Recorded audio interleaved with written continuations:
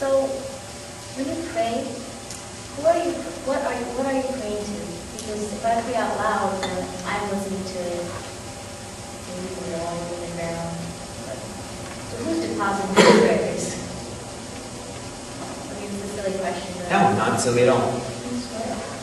Nice and loud so everyone can hear you, please. Oh, who listens? Who are you praying to? What are you praying to when you pray? We had why are we praying? One more time. We had why. Why? Okay. Anyone else want to add to that question? Include like Yagnas and stuff like. I mean, I can pour buckets of ghee. I don't think. Right. I'm just adding there. Sure. Anyone else? How like does Bhakti Yoga then play a role in Vedanta, in the philosophy? Okay, and? I think that's a good story. Yes.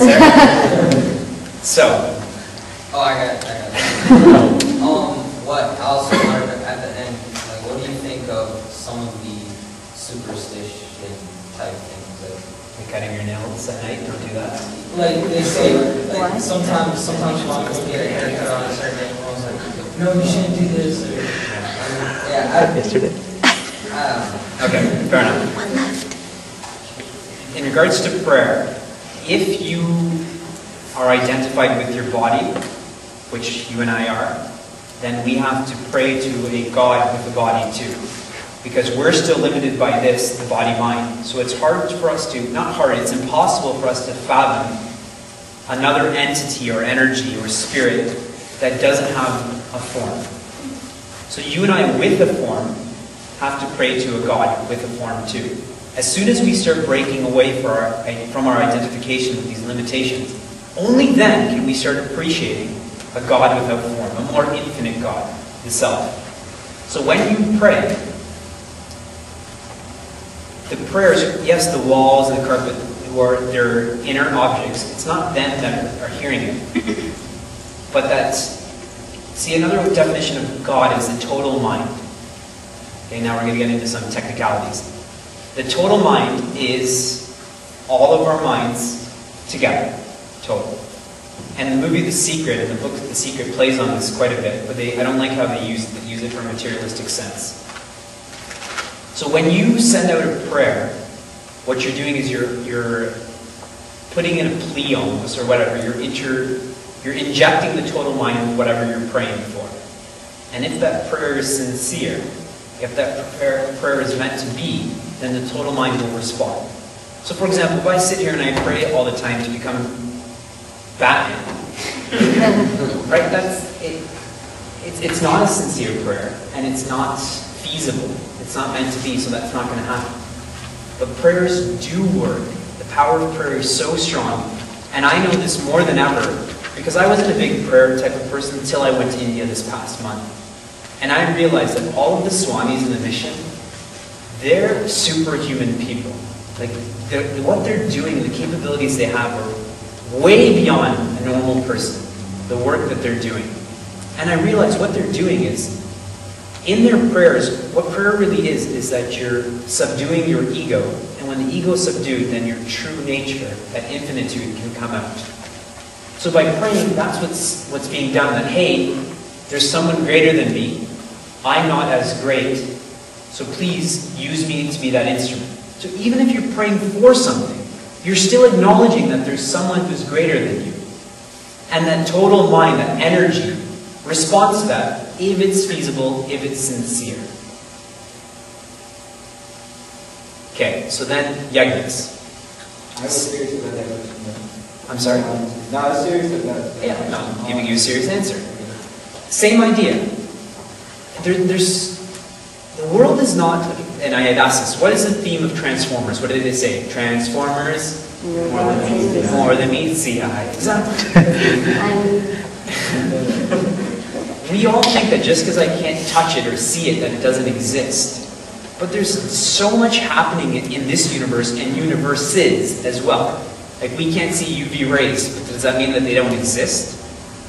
Like, there's so much more to life. Dolphins have a different frequency with which they communicate. You and I can't communicate with that same frequency. Does it mean it doesn't exist? So by doing yagnas, what we're doing is creating that energy, that spiritual energy. And then when that spiritual energy is generated, again, the world it just absorbs that and reflects that too, just like the total mind. And that's why what we do, we have Samashti Puja. On New Year's Eve, we try to do Vishnu Sahasranam with 1,000 people.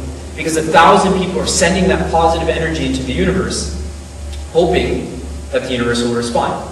That's why we did that chant Mumbai, Shant Mumbai, that the Chinmay mission did, and that thousands of people doing yagnas.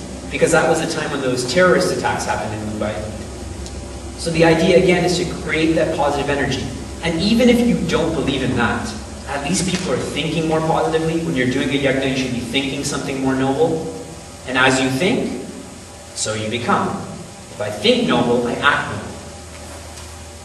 And that's why this idea of God, now just encompassing everything, even if God was fake, even if there was no God, what harm is there? Even if it's a placebo, it still makes us act better. It makes you think more nobler. Even if it's a placebo, which it's not. But suppose you were at that point where, look at it from a scientific perspective. Many of you are pre-med students or medical students. Placebos are more effective than chemical pills or injections or whatever. Because the mind is stronger than it. It feels like it's bettering itself. The Smurfs, has anyone seen the cartoon The Smurfs? Right, that one dude gets a necklace that Papa Smurf gets him and he thinks he's all strong and stuff like that. But it's just a necklace, it's nothing. It's just a placebo. So yagnas, same goes. Some more add-ons now. What is the purpose of Bhakti Yoga? Bhakti Yoga is a way to purify the mind so that you can appreciate the fact that you're not that mind. So it serves a great purpose. Bhakti Yoga is equal to Karma Yoga, which is equal to Jnana Yoga. The only condition I would put on all of that is that, again, if my problem is ignorance, then I need an element of knowledge to teach me who I am. Because if I pray to God all the time, God will eventually give me that knowledge. God will eventually make my mind so clear to give me knowledge. It's not just God, God, God, God, God, but at one point God will give that knowledge. And this happens in Ramayana too, that people who are very devoted to Lord Rama, he gave them knowledge then.